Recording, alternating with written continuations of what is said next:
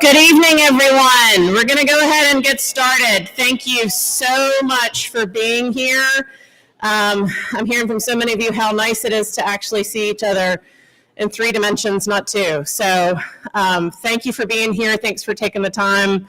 And thank you for all of that you do. You're here because you volunteer, because you contribute to justice and access to justice in our community. For those who don't know me, my name is Leslie Powell-Boudreau. I'm the Executive Director of Legal Services of North Florida. And in partnership with the Legal Aid Foundation and the College of Law here at Florida State, we hope we've put together a program that you will enjoy and enjoy the celebration of yourself and your colleagues and that access to justice and contribution to the community that you have been making all over this past challenging year. You're going to hear some about what those needs have been. You're going to hear some about how people have met those needs and those wonderful and amazing contributions of your colleagues. And to get us started, I would like to introduce Jamie Ito. Jamie is a long time legal aid believer. She worked for the North Florida Center for Equal Justice. That's where I first met her, doing really challenging and complex litigation on behalf of poor people and our most vulnerable. She continues, even in private practice, to volunteer and give time to make sure that everyone she can possibly help gets access to legal help, to answers to their question, and access to the courts. And she also serves as the Vice President of Legal Services of North Florida's board. So with that, Jamie could go on up and you'll hear from her.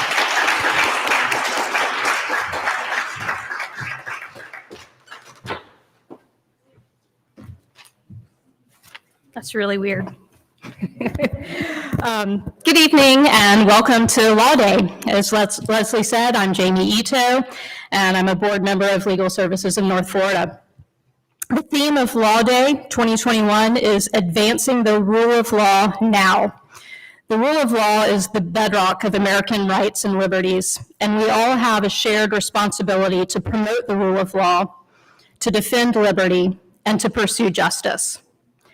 You all recognize that responsibility and you are advancing the rule of law through your pro bono service. In 2020, attorneys in the Second Judicial Circuit provided 1,500 hours of pro bono service. And the 2021 class of the FSU College of Law gave more than 12,000 hours of pro bono service during their college years. You've helped families facing eviction, victims of domestic violence, and people facing other trauma and adversity. You saved the home of an LSNF client whose family was facing foreclosure. You helped a client in hospice at the end of their life to provide financial stability for their loved ones. And you all have helped in some way to advance the rule of law now. The rule of law is so important now as a result of the ongoing COVID-19 pandemic, which has created new challenges, especially for low-income Americans. Many lost their jobs or had their hours drastically reduced, and others were hospitalized and now face ongoing health issues and crippling medical debt. Over 500,000 Americans lost their lives. It's been a difficult year. And through all this, Black Lives Matter activists have continued to advance the rule of law for all Americans by fighting the racial injustice in policing that plagues our country. Those advocates changed the system when George Floyd's murderer was brought to justice. His name now is a symbol of hope that everyone is accountable to the rule of law.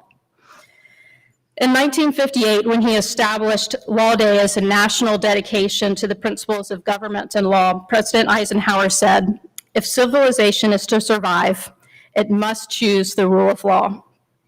Legal Services of North Florida is grateful to the pro bono lawyers and other volunteers who advance the rule of law by giving their time to provide pro bono service in the legal community. So on behalf of Legal Services of North Florida, thank you all for your service.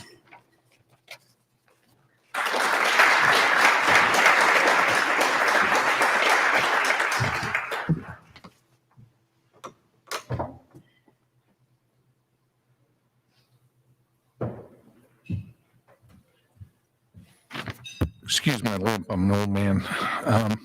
Good evening, I'm Paul Anderson. I'm a past president of the Florida Justice Association, and it is my honor tonight to introduce tonight's keynote speaker. Mark Ellis serves as the executive director of the International Bar Association.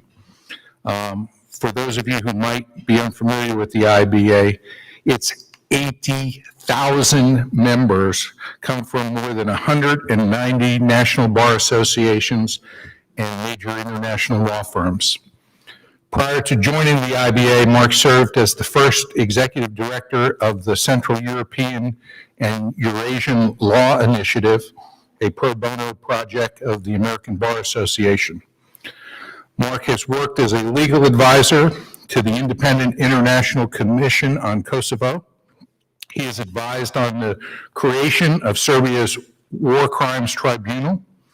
He's been involved with the Iraqi High Tribunal and acted as a defense legal consultant at the Cambodian War Crimes Tribunal. Mark was a longtime consultant to the World Bank and an adjunct professor at the Catholic University of America, Columbus School of Law. He is presently an adjunct professor at the Florida State University College of Law. Twice a Fulbright Scholar, Mark earned his BS in economics and his JD from Florida State University. He also has a PhD in law from King's College London. If you want to see Mark more than tonight, you can watch him because he is routinely on CNN International, Al Jazeera, and the BBC.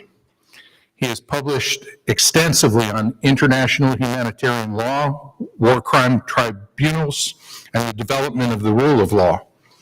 His latest publication is titled Justice and Diplomacy, Resolving Contradictions in Diplomatic Practice and International Humanitarian Law. He is a member of the Council of Foreign Relations and serves on a number of boards, including the DLA Piper New Perimeter Pro Bono Project and the Robert F. Kennedy Human Rights UK. He also serves on the editorial board for the Hague Journal on the Rule of Law. He's a co-recipient of the American Bar Association's World Order Under Law Award and Florida State University's Distinguished Graduate and Torch Award. And I can assure you, I've told you about a quarter of his credentials. I give you Mark Ellis.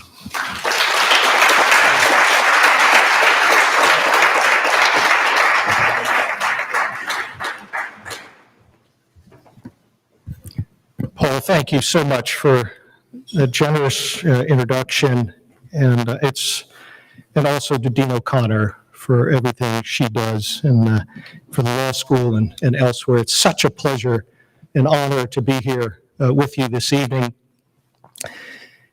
32 years ago, in November of 1989, I was in East Berlin to give a lecture to a group of students.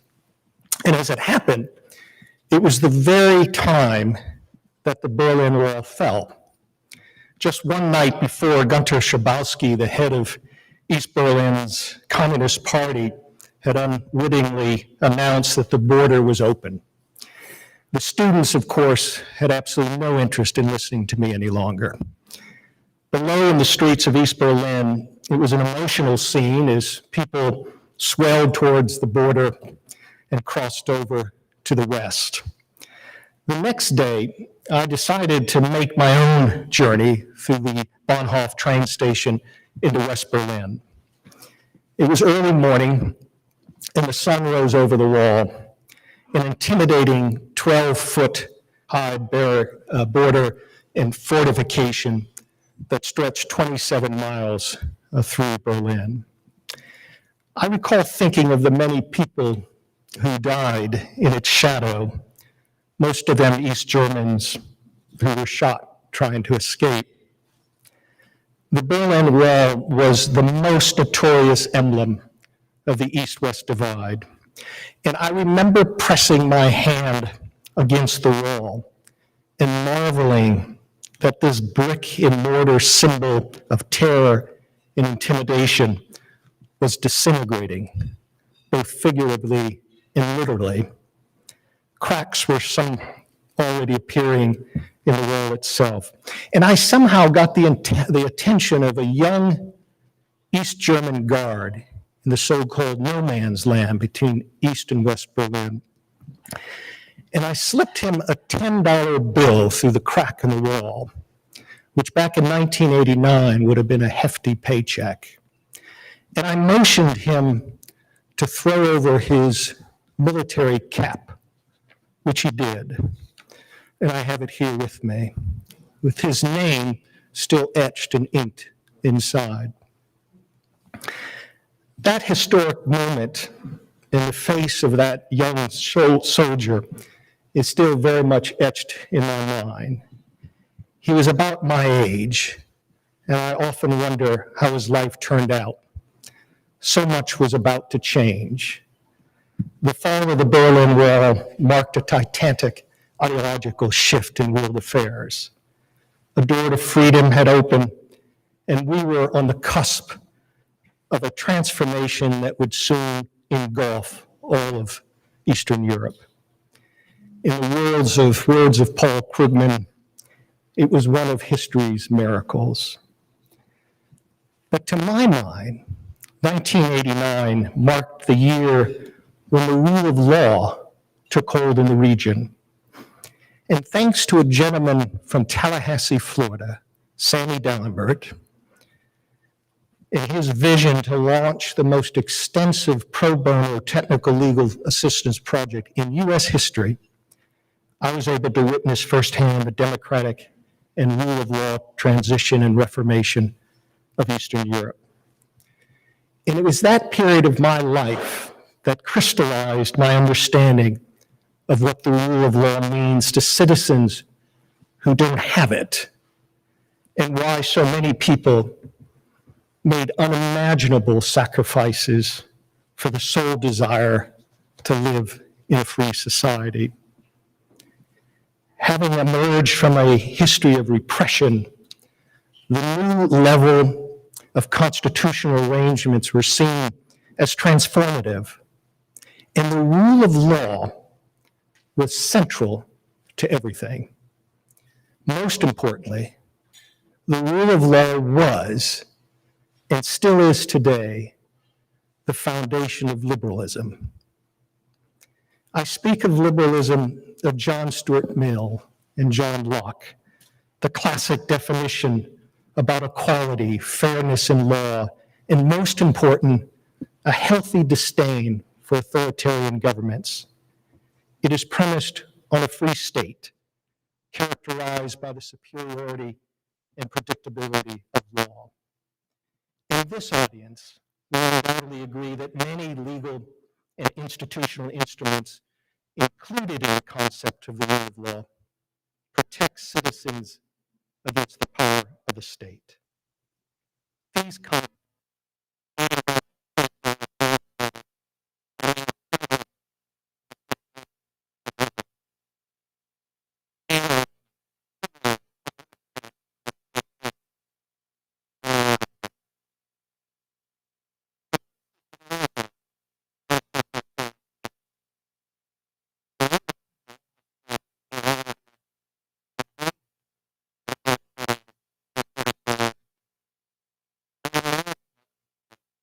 also changed, and discontent appears across the globe.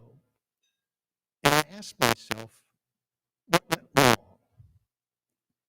One of the most compelling moments for me, sitting at that Berlin Wall, where a sense of hope and freedom seemed to be so heady and universal, it was that time that I came to realize now that there is an ever-growing elasticity in what the rule of law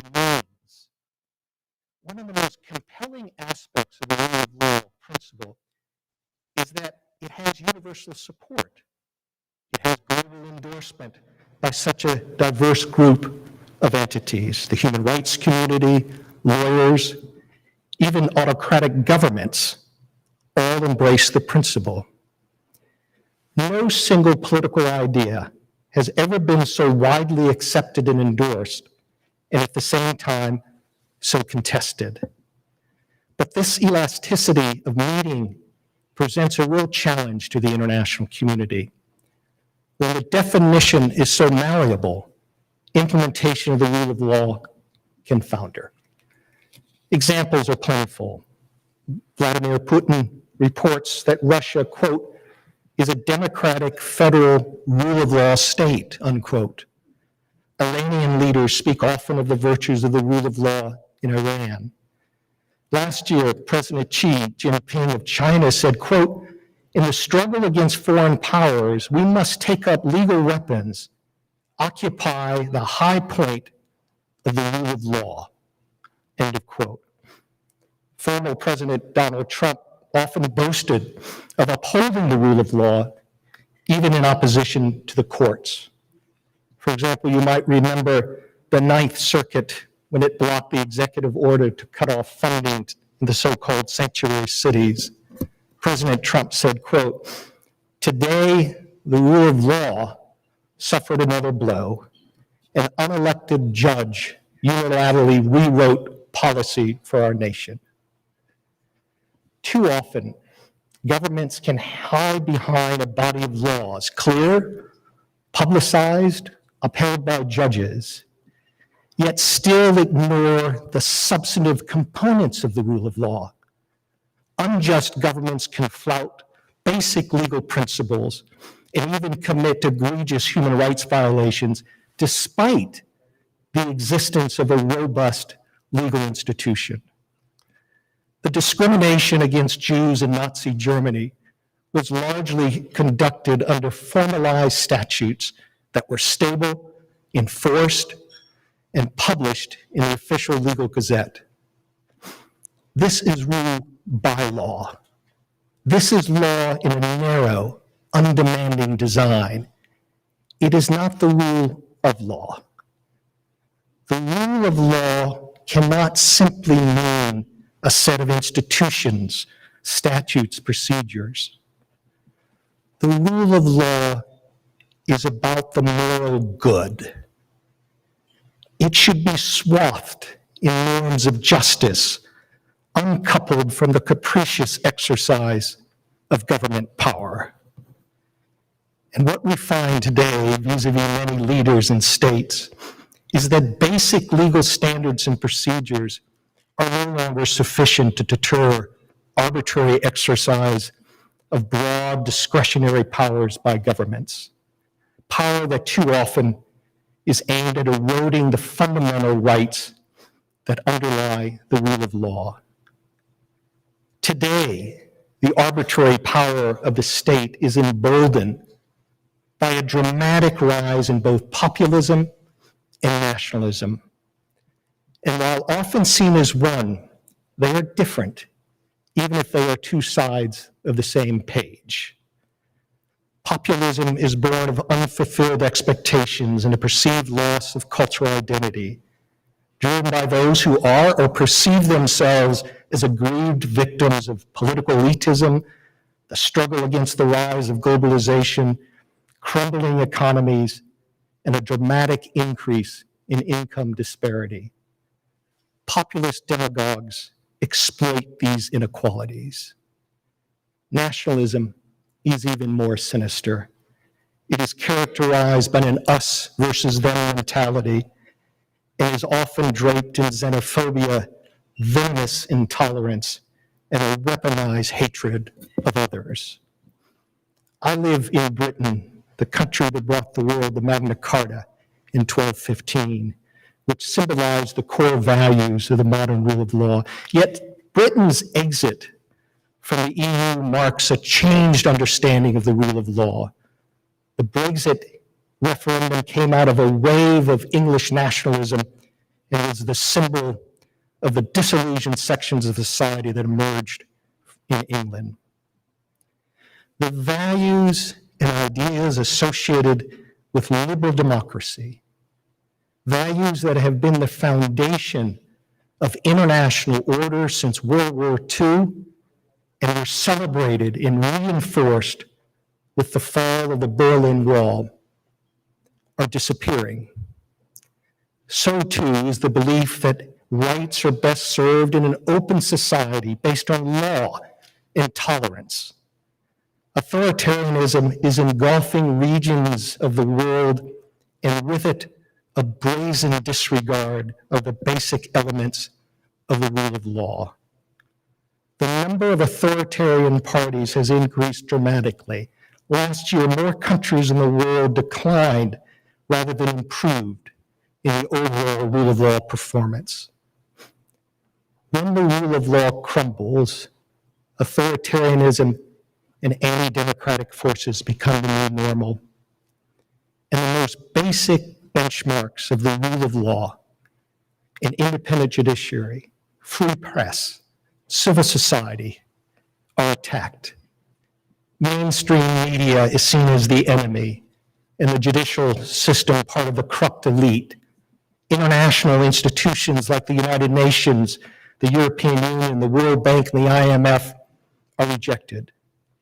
Transatlantic relations rupture. I do not have all the answers to this troublesome trend. However, I do think civic education offers one important remedy. There is an agonizing decline in citizens' knowledge and appreciation of the rule of law. I think civic education is a key arena in which to counter this decline and push back against the ideologies that denigrate the rule of law. There is a direct connection between educational attainment and awareness and support for populist parties and movements. In the last elections in Sweden, France, Britain, Hungary, Germany, and the United States, the level of education was a predictor of populist support. A higher level of education, awareness, has a strong correlation with a liberal, multicultural worldview. It would be a mistake to dismiss the current attack on the rule of law as short-term or benign. It is not. Law can be a weapon of domination and oppression, or an instrument of social cohesion.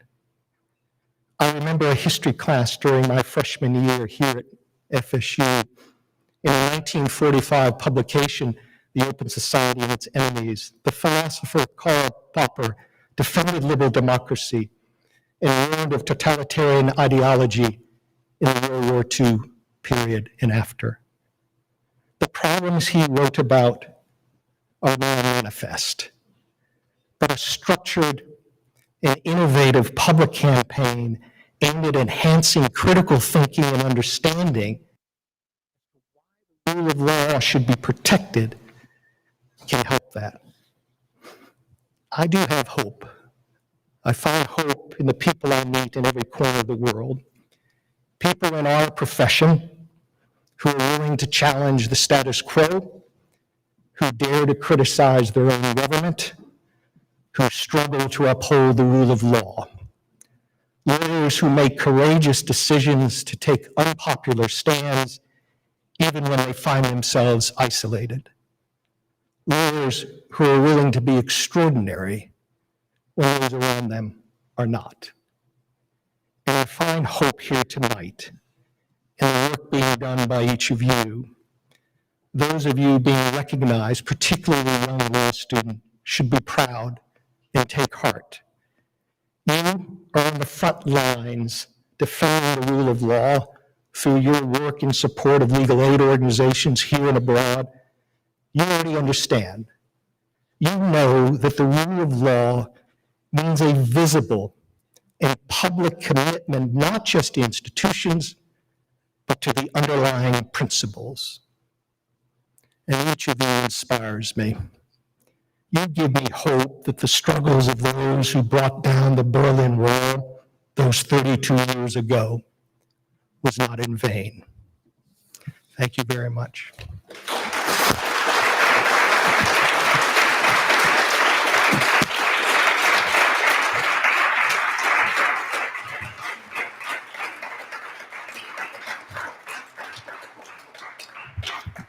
Was a very impressive speaker, and I get to follow him. I would ask another round of applause for him, but I'm going to ask it for our recipient of this award. My name is Lo Bealby. I am the current president of the Tallahassee Bar Association, and I welcome you to this Law Day 2021. 19 years ago, in 2002, the Capital City Bar President's Council established the Richard W. Irvin Equal Justice Award to recognize a local individual who, through their career or through an event or a sequence of events, has made a significant contribution to the legal system in Florida, and perhaps, as tonight, nationally.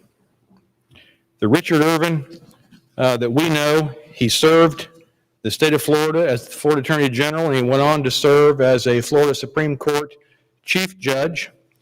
He was known to be a strong advocate of equality and equal justice at a time when there wasn't any in the state of Florida, or at least not much.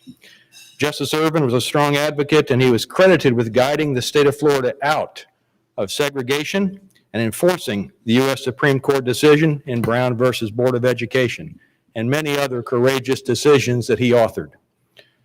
The 8 Capital City Bar associations that come together to jointly make this award each year are the Tallahassee Bar Association, the Tallahassee Women Lawyers, the Tallahassee Barristers Association, the Florida Government Bar Association, the William Stafford American Inn of Court, the Tallahassee chapter of the Florida Association of Trial Lawyers, the Tallahassee chapter of the Florida Association of Criminal Defense Lawyers, and the Tallahassee chapter of the Federal Bar Association.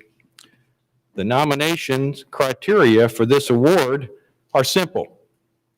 Be an attorney who has served or is serving in the Second Judicial Circuit and who has promoted the cause of justice and the rule of law in issues of significance. Been an active member of the Florida Bar or a local bar and has served as a role model or a mentor and promoted the cause of equal justice and equal access to the courts, and that they have done so continuously in demonstrating professionalism and substantially contributed to serving their community. I will mention a few of the now almost 20 recipients of this award. The first recipient was Martha Barnett, past president of the American Bar Association. The next recipient was Attorney General Bob Butterworth. Others are our own public defender Nancy Daniels, Sandy Dallenbert, who was mentioned a moment ago in the keynote speaker's address, who was past president of the ABA and past president of Florida State University. And last year in 2020, you all recall that Major Harding, former Chief Judge of the Florida Supreme Court, received this award. This is an exciting award this year, as always. The nominees this year are Wendy LaQuasto, a well-known local lawyer, and Ben Crump, also a well-known local lawyer. Let's have a round of applause for those nominees, please. Thank you. So the recipient is here. He's in our midst. It is the tradition for this award for the person or the group that placed the nomination to make the award. And I'm pleased to say that that is our own Don Hinkle of Hinkle and Foran, and he is here to present the award. Don?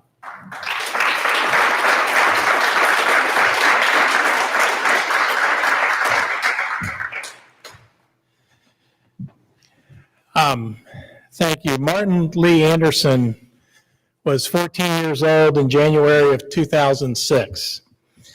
2 hours after being assigned to a juvenile boot camp in Panama City, he can be seen on grainy, low-quality video being restrained by law enforcement placed in a prone position on the ground as they climb on his back, grasping, struggling for air. His family turned to Ben Crump. Then a younger lawyer, out of Florida State University. Ben took this case, which I think may have been his first one with video, from obscurity, and he fought to hold the law enforcement officers accountable. The law enforcement community closed ranks. All the defendants were acquitted. Most of us said, well, there's another heartbreaking injustice, and went our way. But not Ben Crump. Ben was just getting started. 15 years and countless cases later, like so many others, George Floyd's family turned to Ben Crump. This time, the video was clear. And more importantly, so were our eyes. The streets filled with people of all races, all ages, all countries around the world. Finally, the nation was ready to join Ben Crump and catch up with the battle that he has waged his whole life. One tragic case at a time, Ben Crump and his allies fought for justice, and they have changed the conversation on race and policing in America. So when the Irvin criteria that Mr. Bilby just went over hit my desk, it seemed like a natural. Tallahassee Ben Crump promotes the cause of justice. His entire life has been promoting justice and the rule of law. Nobody has worked harder. An active member of a bar or legal association, Ben has served as president of the National Bar Association, a role model and mentor. Just his presence provides that, but he has gone further and established Men in Motion Leadership Academy that provides for positive male mentors for at-risk youth, promoting academic achievement, self-esteem, and leadership skills, promotes diversity in the legal community. Just his presence, but it's much more than that. Ben provides scholarships for minority students. He pays their way, and then he mentors them to make sure they succeed. Promotes equal access to justice. There is no human being alive today that has done more to promote the cause of equal justice and diversity in the law. Richard Irvin was a leader in opposition to segregation. Ben Crump today leads a civil rights movement that has been reinvigorated as he teaches us and confronts us with implicit bias, recognizing that Black Lives Matter and actually guaranteeing everyone is equal before the law. Professionalism. Ben and I have been co-counsel in cases. He is a gracious litigator who is a vigorous advocate, as we all have seen, for his clients. But like Richard Irvin, like all the Irvins, he was a true gentleman when dealing with others and with the courts. And contributions to the community, Ben has never hesitated to step up and contribute with his time, with his fame, and with his money. He has donated $1 million, he and Daryl, to Legal Services of North Florida. No one has done more. So I've talked a little too long, but there's much to say, and oh my Lord, there is so much more that will remain unsaid. But it's my honor to introduce Tallahassee's most famous resident, and that including the governor, Ben Crump.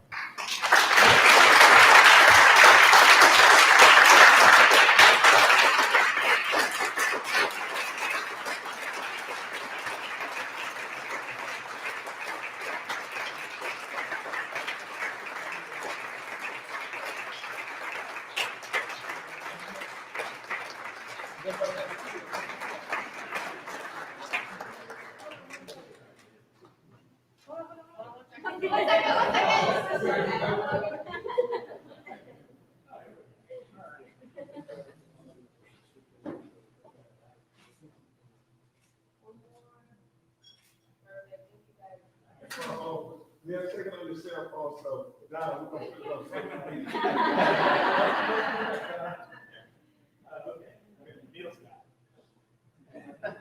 That's where the young people would know.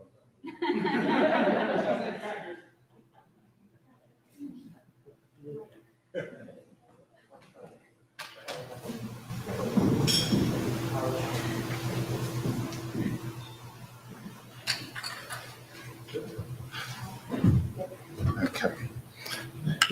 You know, Brooklyn is now 8 years old. Judge Fleury, some of you all, Ruben may remember the first time Brooklyn came up here with me, she was 2 years old. My, how time flies. Man, Don Hinkle, you know how I feel about you, brother. When Dale and I first started practicing, you always looked out for us, always had our back. You know, sometimes you just go in with the passion to try to do the right thing, and God sends angels to help you along the way. I know in many cases we tried together, Don Hinkle. You was that angel. And thank God for you. And thank you for the gracious words. One of the best lawyers I know, not only in Tallahassee, but in America, Don Hinkle.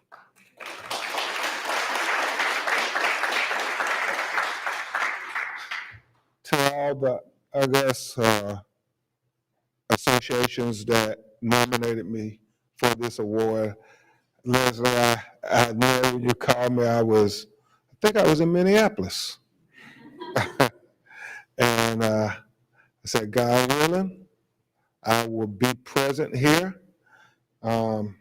Jamie Coleman,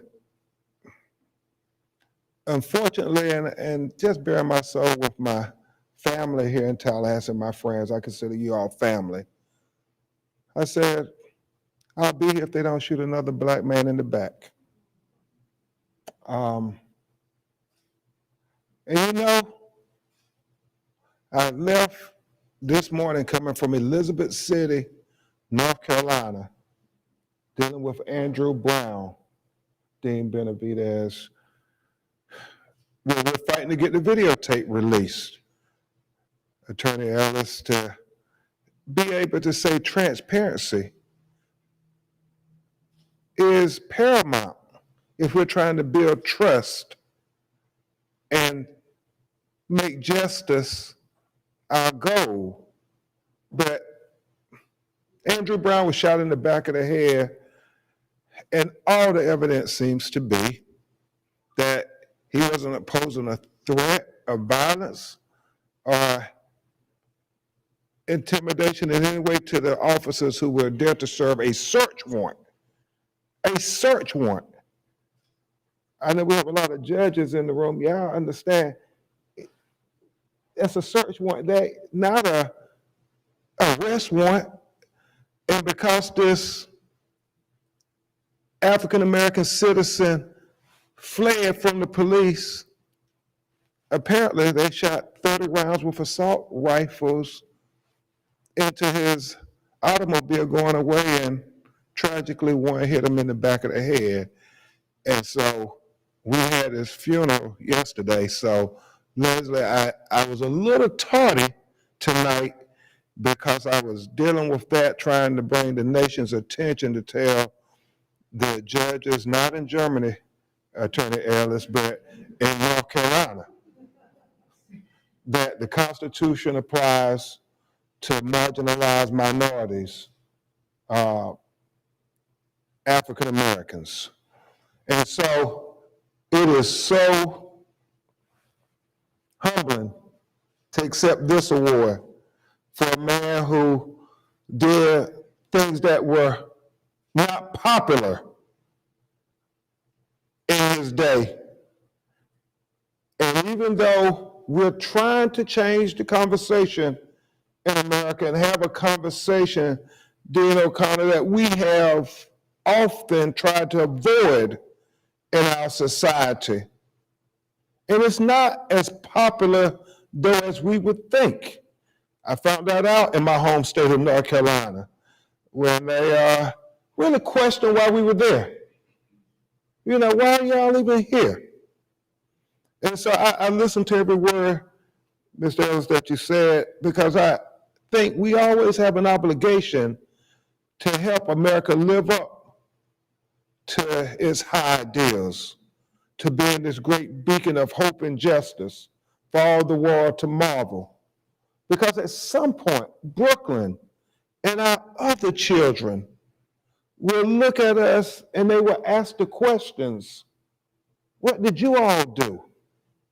And I honestly want to be able to look at all of our children and say we tried to make for a better America, a more just America, one where all of our children had an equal opportunity to life and liberty in the pursuit of happiness. So in closing, I simply say this. Bob Irvin and I enjoyed a really good friendship. And I didn't get to know his brother, Dick Irvin, but I heard all the stories. And what Bob and I would talk about when I was a board member at the Tallahassee Bar Association, I would go pick him up and have lunch with him, sometimes with Judge Nina Ashinafi Richardson. And it was, I'm having a senior moment, I can't remember the home on John Knox Road where he stayed, but we would go have lunch. And what he would want to talk about is the American experience. He would want to ask me about the cases like Trayvon. He would want to ask about the cases like Martin Lee Anderson and ask how far did I think we have come to this idea of equal justice. And it was fascinating to me because he said he saw so many things happen in his life. He wants to know what they did it make a difference? And so I hope and pray that in accepting this award, not only I can answer Mr. Irvin's question, it made a difference, but that we too can make a difference with the blessings, the resources, and the education we've been given. Because as Ben Franklin said, democracy is like two wolves and a lamb voting on what to have for lunch. Paul, he said, you don't have to be a rocket scientist now to know how that vote gonna go. But he said, liberty is making sure that that lamb is well armed to protest that vote. And so hopefully tonight at this law day, we will devote ourselves to helping young lambs in marginalized communities and marginalized situations protest that vote, despite all the anti-protest legislation that is happening in our state today. Our children will ask, what did we do?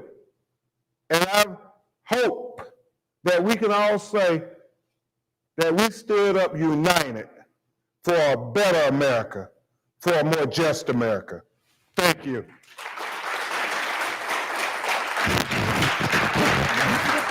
Okay, you want to take that back to the podium?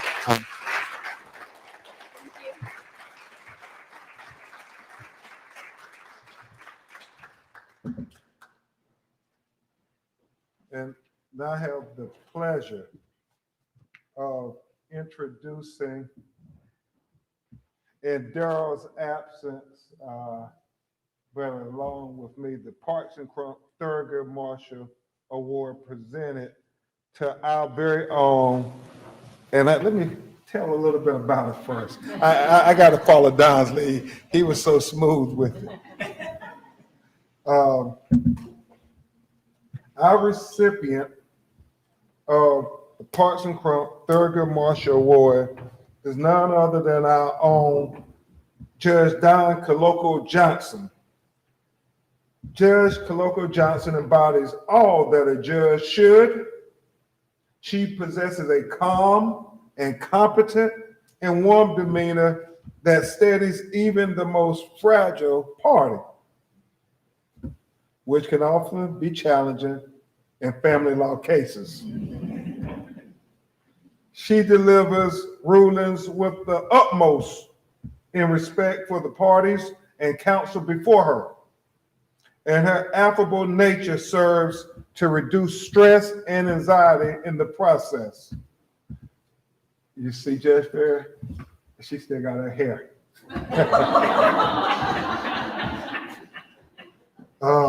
She is extremely skilled at understanding and managing cases involving trauma, whether from domestic violence or other forms of victimization, issues arising in dependency, actions, criminal court, or a number of other types of cases. Her intellect shines through in her exceptional legal analysis and ability to quickly sort through complex fact scenarios, dissect a stack of case law handed to her at the last minute, and pinpoint the cogent issues. She's very generous with her time, whether it's helping law students learn more about the exciting field, Dean O'Connell, or providing an open door and consistent leadership to the family law bar. And I will say personally, because I remember when Don first became a judge, I was all excited and thrilled because, you know, sometimes the issues we were going before judges on, we didn't really get welcomed into the courtroom sometimes. But I knew with Judge Colloco Johnson on the bench, everybody would be welcomed into the courtroom and they would be given respect and have all access to justice. So thank you, Don, for always being a person to give respect to all of all our citizens and all our brothers and sisters. Don Colloco Johnson.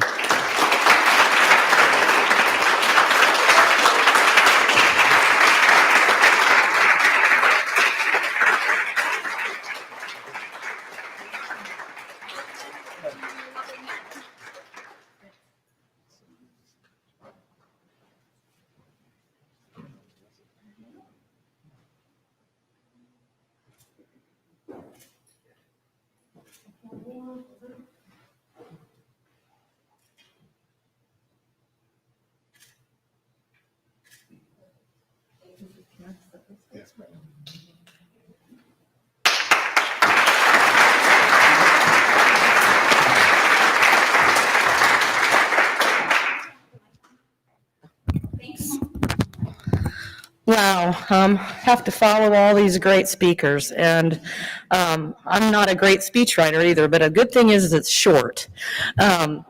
It's so great to see so many folks that I've known probably 20, 25 years in the legal community in person after a year, and a lot of you I've seen over the past year in 2D Zoom hearings, so I'm so glad to be here tonight. Wow, I'm just humbled and honored to receive the Thurgood Marshall Award for Judicial Excellence. I'd like to thank Legal Services of North Florida for the nomination, and I'd like to thank Mr. Crump for selecting me as this year's recipient. I have served the Second Judicial Circuit since 1998. First, I was a hearing officer, then a magistrate, and for the past 12 years, I've been a circuit judge. Over the past 22 years, I've had the pleasure of working with many fine attorneys at Legal Services of North Florida who have diligently, and I'm quite certain, represented their clients' interests in a variety of court proceedings tirelessly. I know they work really, really hard. As a trial judge, I've been assigned to every court type of case that a circuit judge has jurisdiction to handle. For the past at least 6 years, I've had an outlying county assignment, and in that capacity, in any given week, I may have a multi-million-dollar eminent domain hearing, dissolution of marriage hearings, felony hearings, domestic violence hearings, juvenile dependency and delinquency hearings. Some of the litigants have a lot of money, and many don't have very much. Many are trying to navigate the legal system on their own without an attorney. What's my point? I'm confident that I speak for the great group of colleagues that I have the joy to work with on a daily basis, my fellow judges, and I believe that we all feel this way, that each and every person, regardless of their wealth or lack thereof, power, race, gender, religion, etc., deserves to be treated with dignity and respect. Each person deserves to have the judge listen to their case, consider the evidence, and render a just decision that follows the law.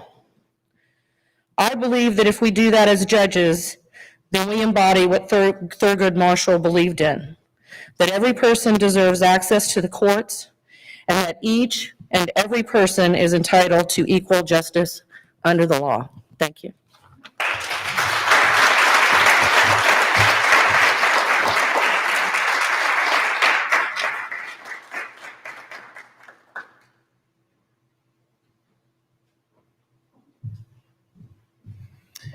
Good evening. I'm Erin O'Connor, Dean of the Florida State College of Law. It's great to see everyone. As probably most of you know, the law school has a pro bono graduation requirement. So every single one of our graduating students must perform at least 20 hours of pro bono service during their second and third years of law school. It's a small number, but the hope is that a project will instill a passion in our students for pro bono service, and a passion for particular types of work that we hope our graduates will take on into their legal careers. We had graduation 2 weekends ago, and at that graduation, we announced a fact you've already heard, which is this class of 2021, despite COVID, and despite having to do so much virtually, logged collectively more than 12,000 hours of pro bono service to their communities.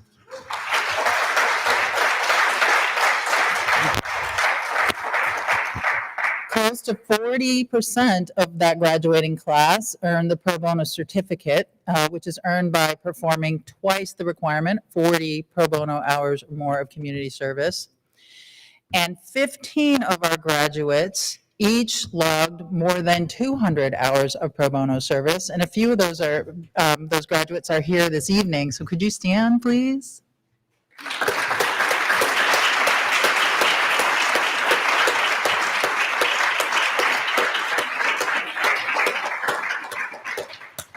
It's really impressive leadership. At our graduation ceremony, we also presented the Gamba Outstanding Pro Bono Service Award. And this award is presented annually to a graduating 3L who has demonstrated an extraordinary commitment to pro bono service. The award was established in honor of 2006 graduate Gamba, who was a beloved Carlton Fields attorney and well-known leader and champion for the firm's pro bono efforts. Pro bono service was near and dear to her heart, both as a law student and then later in practice. I'm delighted to announce that this year we actually have not one, but 3 recipients of the Gamba Award. Each of these recent graduates completed nearly 500 hours of pro bono service. The 2021 Gamba Outstanding Pro Bono Service Award recipients are Genevieve Lemley, who performed her pro bono hours with the Capital Habeas Unit, a division of the Federal Public Defender's Office in Tallahassee; Sidney Van Ellsberg, who performed his pro bono with the Ninth Circuit Public Defender in Orlando, Florida; and Nabiha Sher, who is with us this evening. she completed her 500-plus pro bono hours with multiple organizations. She worked under the supervision of our Mark Ellis, performing 200-plus hours of pro bono service with the International Bar Association. Additionally, Nabia worked with the U.S. Department of Justice's Executive Office for Immigration Review, the FSU Center for the Advancement of Human Rights, and she also performed pro bono hours assisting civil rights attorneys Ben Crump and Jasmine Rand. Nabia, would you please come up? She received her award at graduation, but I wanted to give her an opportunity to say a little bit.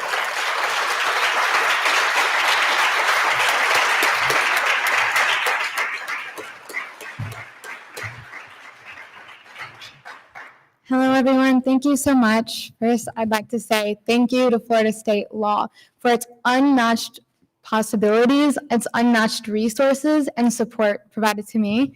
Also to Dr. Mark Ellis, who is not only an expert at international criminal law, but teaching his interns those skills as well. I'm so grateful to Attorney Ben Crump, as well as Attorney Jasmine Rand, for giving me the responsibility of helping represent Michael Brown's family before the UN investigation. It has meant the world to me. I think one of my favorite lessons through my pro bono experience is learning how I can implement pro bono in the future, regardless of what career I take. Although I hope for international human rights law, I can always incorporate pro bono into it, and I'm so grateful for that. Thank you.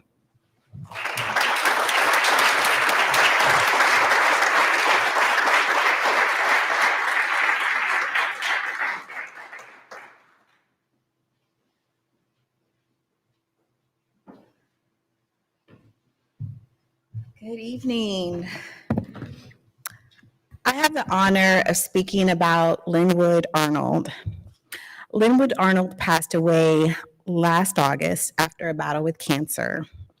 He was a titan within the legal community in North Florida and a dedicated public servant. He was also a friend, a mentor, and my champion. Linwood and I served together on the Legal Aid Foundation board. And because he saw something in me, he nominated me to be a fellow with the Real Property Probate Trust Litigation section of the Florida Bar, and I was selected. He nominated me also to be an at-large member with Reptile, and I was also selected.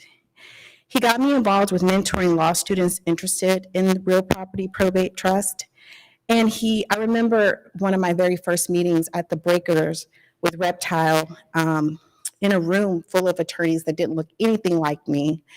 He would usher me to just about every attorney, introducing me to them to make me feel comfortable. He solicited me to conduct mock trial interviews, and he was one, if not the first attorney to sign up to speak with high school students for Tallahassee Bars Association's annual Leon County Schools Legal Diversity Initiative. But Linwood was also a husband and a father of two and a believer. What I miss most about him is that he would always talk and talk and talk and talk about his daughters. He was so proud of him. He was so proud of them. Tonight, we recognize him as this year's recipient of the Florida Bar's President's Second Circuit Pro Bono Service Award. At the beginning of COVID-19 pandemic, Linwood advocated to his fellow attorneys from the Reptile section of the Florida Bar to step up to address the impending eviction crisis in Florida. He realized quickly the dire circumstances that tens of thousands of Floridians would be facing when they could no longer pay their rent. This was despite his recent cancer diagnosis. Linwood was also dedicated to pro bono service, so much so that he made time to volunteer with 3 different legal aid programs: Legal Services of North Florida, the Legal Aid Foundation of Tallahassee, and Bay Area Legal Services, as well as many other organizations. He attended legal advice clinics, served on boards, provided full legal representation to clients, provided community education, trained other lawyers on pro bono service, and so much more. Linwood distinguished himself in solo practice, specializing in real estate and probate law. He started his career in Florida after graduating from Stetson University and Florida State University College of Law. He was board certified in real estate law and was a circuit court mediator with an AV rating from Martindale-Hubbell. He was a member of the Executive Council of the Real Property Probate and Trust Section of the Florida Bar, served as a vice chair of the Real Estate Certification Review Course Committee, and as the lead or at-large member of the Second Judicial Circuit. He was a member of the Stafford Inns of Court, the Tallahassee Bar Association, and the Hillsborough County Bar Association. Not only did Linwood help innumerable clients at no cost throughout his career, he also made time to provide continuing legal education classes on several topics. Within the year prior to his passing, Linwood took at least 4 pro bono cases from Ellis NF alone, not including the Bay Area Legal Services cases, not including the Legal Aid Foundation cases, despite his illness, so that he can ensure that clients found answers from delicate matters of advance directives and to make sure their families kept roofs over their heads. In his last case, Linwood accepted from Ellis and F. He helped an elderly woman who needed assistance after her husband passed away. Linwood helped the woman secure her name to the homestead she and her husband had shared for years. He dedicated many hours to helping this woman, walking her through something that can be quite difficult after the passing of a lifelong partner. Her fixed income would have never allowed her to hire an attorney for a case like this. He took that case with no fee and was able to keep her in the home where she had created life with her husband. Linwood's work has been instrumental in saving many of the clients from losing assets like homes and cars, or becoming homeless. Securing a future for his clients and his families and their families was a passion of his. It is my pleasure to stand before you tonight and tell you just a snapshot of Linwood.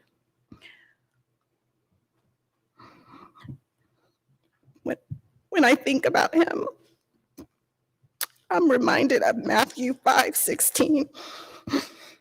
Let your light so shine before people that they will see the good works and glorify your Father. Lord, thank you for sharing Linwood with us. Thank you for allowing him to be a light in my life.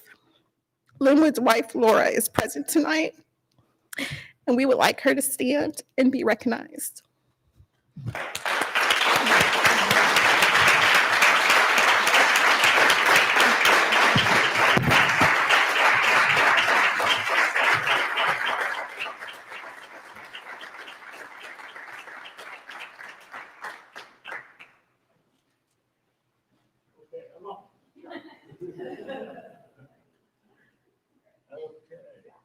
Slight deviation from the agenda, I guess.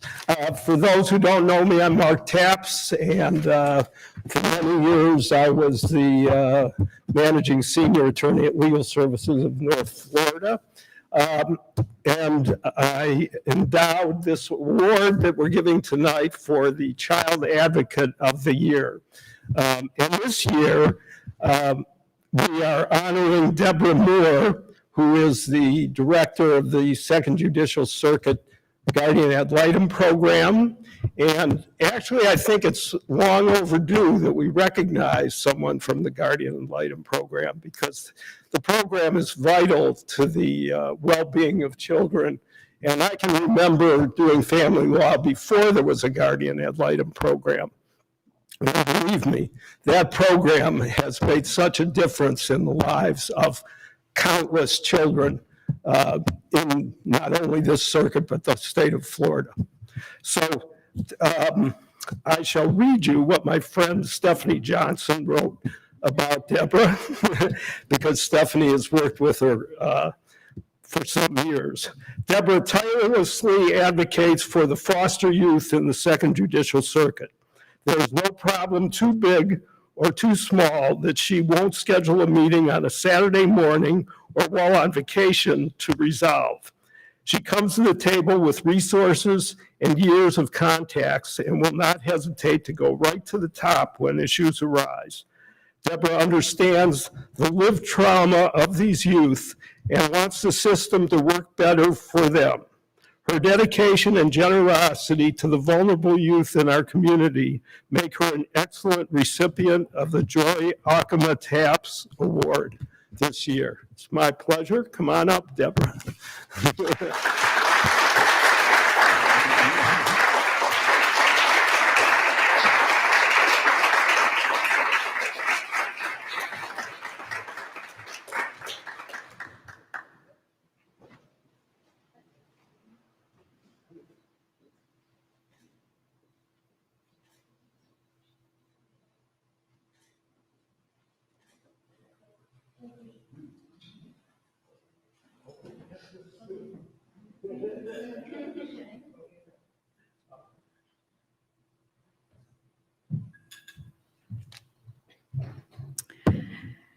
Thank you so much.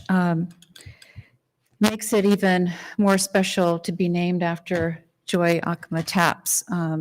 It's wonderful to receive an award, but when it's named after somebody so special, means so much. On the way here, my 5-year-old grandson, he's my heart, said, Gigi, he wanted to know if my award was going to be shiny.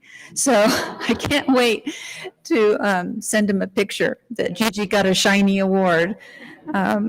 So thank you, everybody, so much. And I just quickly want to tell you that I just feel like that I must and need to share this award and celebrate with our 400 volunteer child advocates.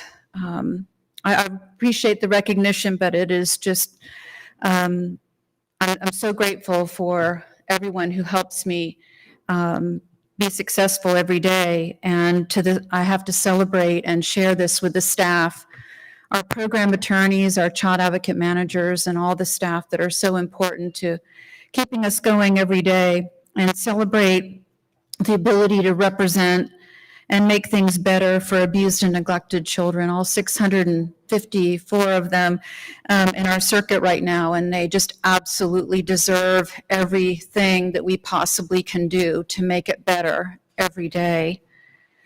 So I thank you so much. I'm honored and grateful, and I will absolutely cherish this. Thank you so much.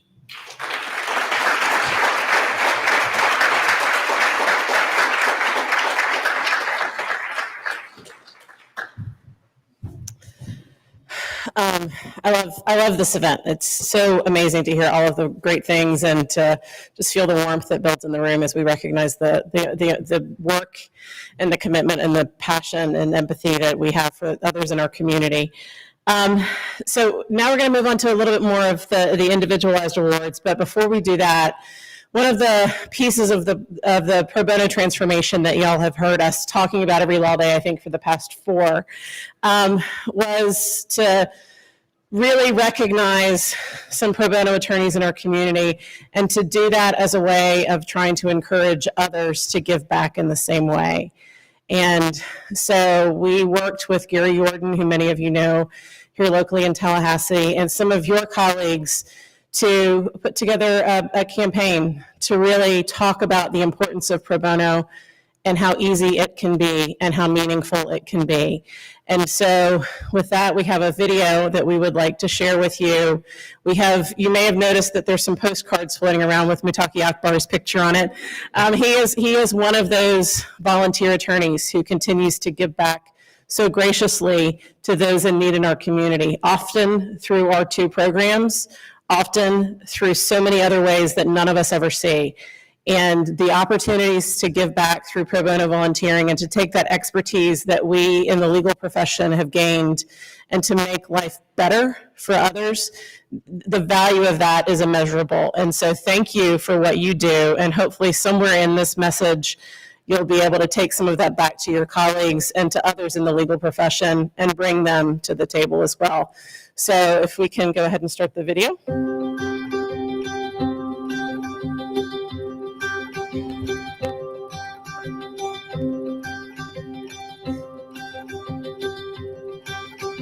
The justice system is not designed to only be available to those who can afford it.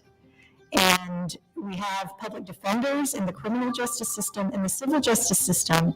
The only way indigent people or working class people that could not otherwise afford a lawyer can get access and help is through legal services and through lawyers that are willing to devote their services on a pro bono basis. The work of lawyers is really among what makes this country great. The fact that we live in a country and we have decided as a people that we're going to be governed by the rule of law.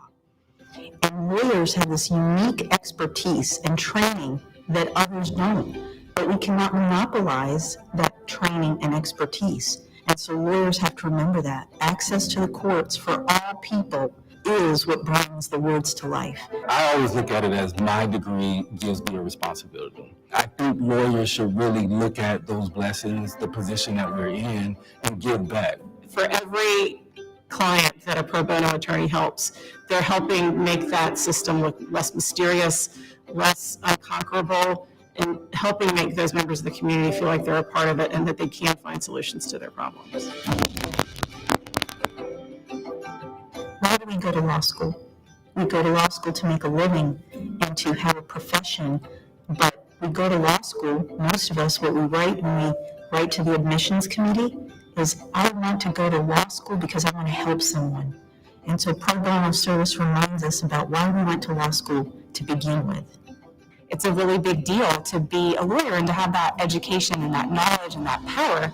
And so when you use it for good and you give of your time freely and you don't get anything in return monetarily, it reminds you of why you became a lawyer. So I think especially for some people who may have jobs they don't completely love or feel passionate about, but it's a good job, then they do something pro bono and all of a sudden it reminds you, oh yeah, this is why it's amazing to be a lawyer, because you get this just warm, fuzzy feeling. Some of the folks that we deal with, the simplest thing that they need is somebody to sit down and read a document to them and help them understand what is possible in the legal system.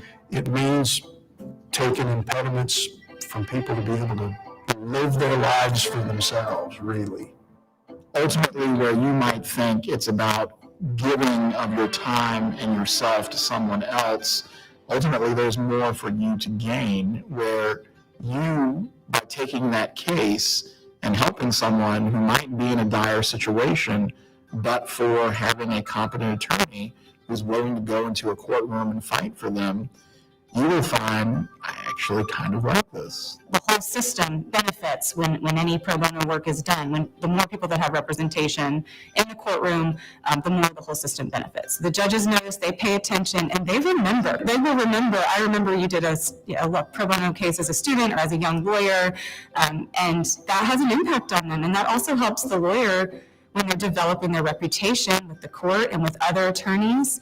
That really helps them develop their professional identity too.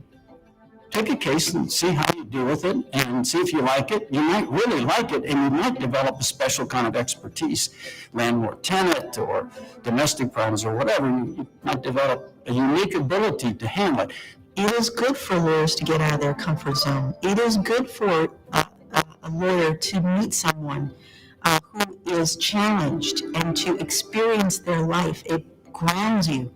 It centers you. It makes you see what people are going through so that we're not just armchair lawyers. We're actually touching people who are going through tough times. And personally, I believe it's an obligation that we have. A lot of lawyers get really scared about pro bono because they think areas of law that they know nothing about, maybe family law or landlord-tenant, and they think, oh, my practice as a corporate lawyer, I have no idea about those areas. I don't even know what to do if I walk into a courtroom because I've never done that in my practice. And it's terrifying and intimidating at first blush, but truly it's not. When you actually do it, it's not. You learn that there's all these resources available to you. Any attorney who volunteers will have access to any of the resources that we have within legal services. And that's not just the books and the computer software and the other tools that might be helpful. It's also the vast number of volunteer attorneys who are already doing this work, who want to support any of us who are trying to help the community and help those individuals who are in need. I encourage all attorneys that are listening to this video to at least take one pro bono case and pair up with another attorney that is knowledgeable in that area, or more knowledgeable than you are, and experience the benefits of helping someone who needs you desperately. Take something small and then build from there. Don't say, oh, I have to take this huge case or nothing. Do what you can, start small, build that confidence, and develop those connections with all the tremendous resources that are at your fingertips, and then slowly you'll get in the habit and realize that it's really fun. You will find out, if you take that one case, I'm gonna tell you the truth, it won't be one. Because you're gonna like it and you're gonna want to do it again. You're gonna want to have that feeling that you did something for somebody else who needed it. And your professional skills are of importance to your community. If you're not sure, do yourself a favor and take one case and see what happens. You might be very happy with it. Just take one. Just take one case. And I guarantee you, once you take that one case, you're going to come back and say, I need another one, because you feel good doing it.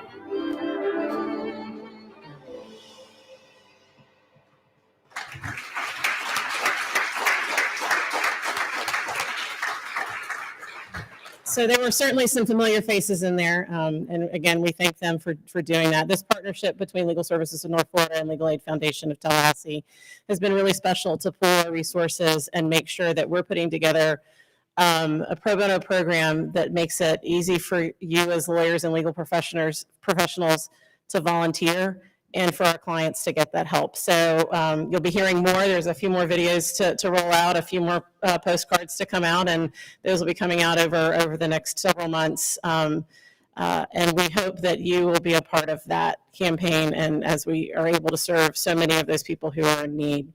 And with that, we want to recognize those of you who have been already giving and are already taking that one and many, many more.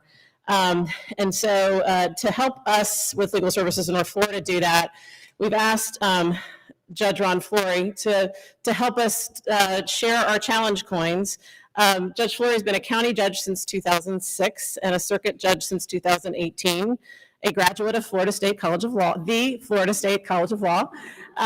He has also been honored with the IRIS Award by the National Alliance on Mental Illness, the Humanitarian Award of the Martin Luther King Foundation, and the Parks and Crump Thurgood Marshall Judicial Excellence Award. With that, I will let Judge Flory take it away to share a bit more about the history and tradition of the challenge coin.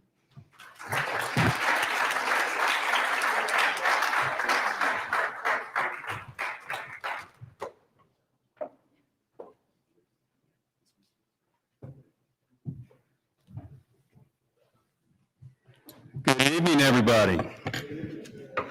Let me start by saying congratulations to all of our honorees tonight. Well done, well deserved. It is my honor and it's my privilege tonight to present the 2021 challenge coins to the attorneys right here who went above and beyond, dedicating their time, their talent, free of charge, to the people in our community who are in most need of services. And to do it in a year like this, absolutely exceptional. So that's what we're here for, and that's what I'm here to present. Now, with respect to the origin of these challenge coins, depending on where you get your information, and I'll look at Colleen Mullen as my resident historian, and some of you military people can fact check this, but it appears that the challenge coins originated back in World War I, when unit commanders would present to their unit members these challenge coins in recognition of special achievement. Special achievement. And I'm going to repeat the special achievement. And what that actually did is the presentation of those coins fostered camaraderie and it boosted morale. Now, there might be a little different take on origin, so if you ask Judge David Green Beret Frank his take on the origin, he will tell you this, that the origin started with the Army Special Forces, was then borrowed by the rest of the Army, was then stolen by the Navy, and then the Marine Corps and the Air Force followed suit. Challenge coins now, they're prominent in law enforcement, they're prominent with firefighters, and they're prominent now in corporate America. And what the coin signifies, and I have the coin, and I'll talk to you about it in just a second, it signifies team, unity, family, being a part of something special. The challenge part of this coin traditionally took place in a bar or a pub. So what I'm going to ask you to do for me, I know we have people virtually and people that are here, I want you to pretend that we're in a bar or a virtual bar, no pun intended, Tallahassee bar. And I want you to further pretend that I am worthy of being a challenger. So if I was to challenge members of my group, I would take my challenge coin and I would slam it on the bar, or depending how noisy it was, I would tap it. That would prompt my fellow members to then immediately display their coins. If they didn't have their coin, then the person that didn't have their coin had to buy drinks for the challenger and for everybody else who brought their coins. Now, if the challenger challenged everybody and they all had their coins, then the challenger had to buy drinks for everybody. Now, if anybody showed up with their coins and accidentally dropped their coin, well, that was tantamount to a challenge. And if everybody else had their coin, then they had to buy them a round of drinks. And I say that not to encourage our winners tonight to use their challenge coins to get free drinks, but I challenge you, and this is what I challenge you to do. Carry your coins with pride. Display your coins. Encourage other lawyers to want to be a coin-carrying member. And I want to ask you this. Can you imagine if every lawyer in the Second Judicial Circuit had one of these coins? What a better place we'd have. So that said, I'm going to go ahead and read. I hope I didn't misplace my list of, and Colleen told me exactly where to look for it. Colleen, it was taken. Oh, no. Oh, yeah, somebody took my list. Ben Crump has my list. Yeah, there we go. I'm blaming Ben, but you did say I was fault, so.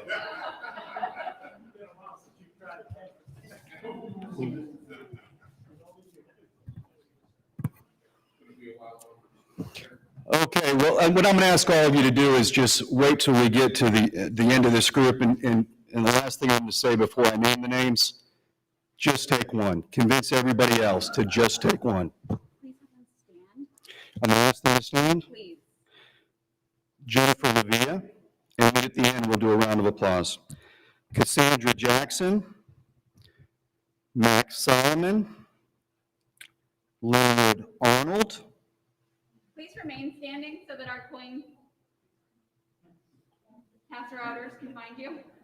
Jamie Ito, Keith Bell, Sonia Crockett, Calvin Bender, Mark Tapps,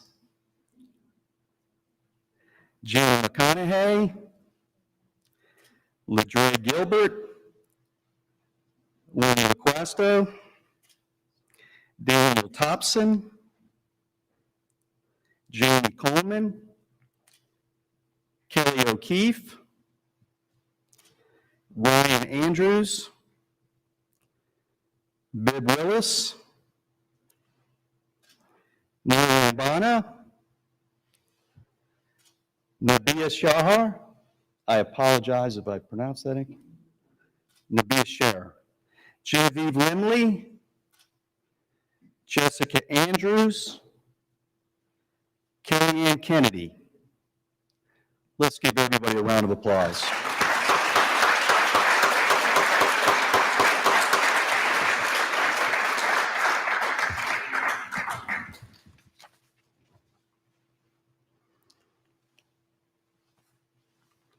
Sure, don't take somebody else's notes.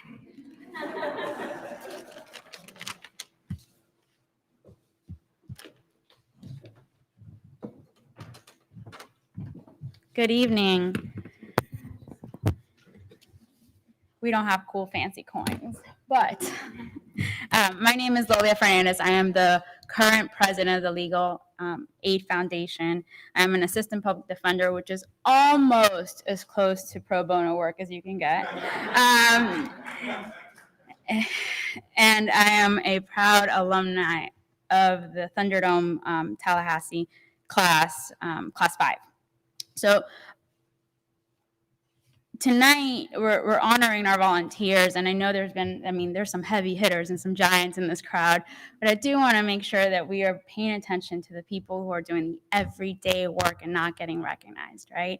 So the Legal Aid Foundation of Tallahassee has provided legal services to Tallahassee for over 50 years. And this is only possible thanks to our donors and our volunteers who are proud of the work that continues to be done every year. It's kind of just silly to say now that COVID in 2020 was extremely difficult, but what I want to highlight is that it was difficult for our volunteers as well. They all had loss in their families. We all have. Job security, food insecurity. It's something that permeated throughout all of our communities regardless. We know that the people who are usually marginalized, usually not getting access to many things, are the people who are affected the most. But again, I want to highlight that our volunteers had these things going on and still took the time to take a pro bono case during this year, learn how to go to Zoom court, learn how to do things that nobody could really teach them or show them and say, this is how you appear in court if you don't normally appear in court. And that's important, and the only reason that we were able to continue doing what we have been doing. Throughout 2020, we were able to continue giving legal services to the Promise Zone, which is the highest need community and the lowest resource community here in Tallahassee. We were able to provide clinics. We were able to help people fighting evictions. We know that being at home, there was an increase in need for family law, legal matters. There's issues that arose. People, if you're not the one facing these issues, you don't generally think about it. I don't have kids. I didn't think about how people were affected in time sharing and not being able to take the kids to school, having to go to work. And these are things that our clients were in desperate need of. Our volunteers just made miracles happen, and we're so thankful for that. We continue to collaborate with Ellis and F. Fantastic things have been done even this year from home. We have a new case management program, things to make it easier for the community to, just any door they get to, we will find a place for you, and that's what we keep working towards. Our donors, again, can't stress enough, donors and volunteer, do both. And if you can't, do what you can do, but please do something.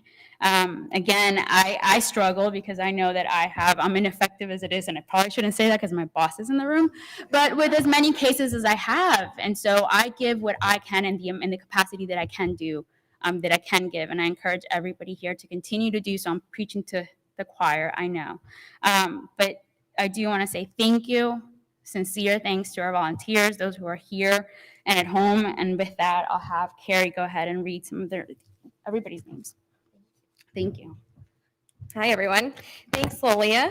I know that only a few people could make it in person, but we really wanted to recognize all of the volunteers who worked in one of the programs with Legal Aid. So if you'll bear with me, I'm going to run through these names.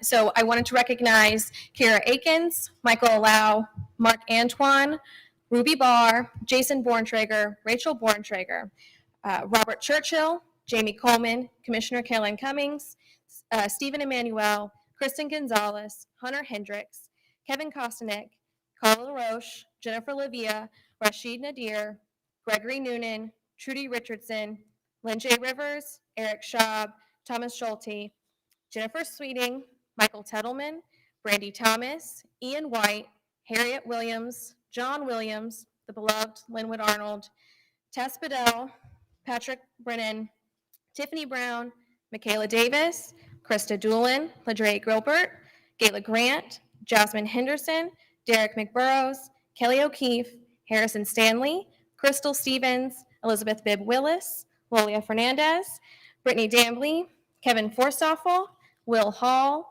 Monica Ross, Tony Fusco, Amanda Wall, Melanie Cummинson, Christine Thurman, John A. Todman, Dina Foster, Amanda McKibben, Sam Wallens, Jesselyn Dixon, Rochelle Morisco, Jerry Rumpf, Patrick O'Brien, Christy Gray, and Benjamin Stearns. We really just want to thank them for their hard work and dedication, and they deserve that recognition.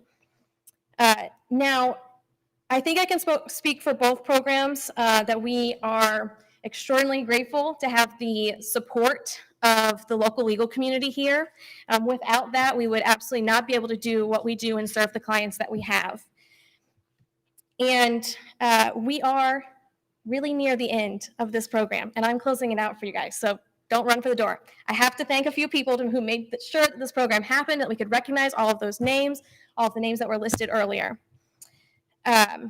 So first, I wanted to say thank you to our fabulous sponsors, the Florida Justice Association as our presenting sponsor, the Capital City Bar President Council as our reception sponsor, Stearns Weaver Miller as our program sponsors, Berger Singerman as our virtual sponsors, and our pro bono sponsors, Michael Efferman Law Firm, Tallahassee Women Lawyers, Ito Law, Dan Hendrickson, and Susan Kaplow of the Tallahassee Veterans Collaborative, FIPS Reporting, and the Tallahassee chapter of the Federal Bar Association, and Forney Law. We'd also like to thank Mark Ellis for taking the time and sharing your wonderful insight and your encouragement as we move forward into the next year of trials and tribulations and fighting for our clients. We'd also like to thank all of the presenters today who made time to do that. Paul Anderson of FJA, Lo Bilby of TBA, Don Hinkle, Ben Crump, Dean Aaron O'Connor, Jamie Coleman, Mark Tapps, and the Honorable Ronald Fleury. And last but certainly not least, we really want to thank our teams who stick it out with us day in and day out, make sure that we look good, that Leslie and I look good, that our board looks good. And so that is Carmelita Hawkins, Bernice Holliday, Laura Sullivan, Brian Stewart, Natalie Taylor, Juliana Harrell, Audrey Frazier, Dean Catherine Miller, Dean Aaron O'Connor, Giovanni Bush, and especially to Colleen Mullen. Before I let you go and before I do my last remark, Colleen asked me to make sure that you guys understand that we need your name tags back. So before you head out the door, please drop those off. And because it hasn't been said, I feel I must. And so as we move forward in this next year, doing our good work, serving the clients, and fighting for equal justice, no matter your income, no matter your circumstances, may the 4th be with you. Thank you.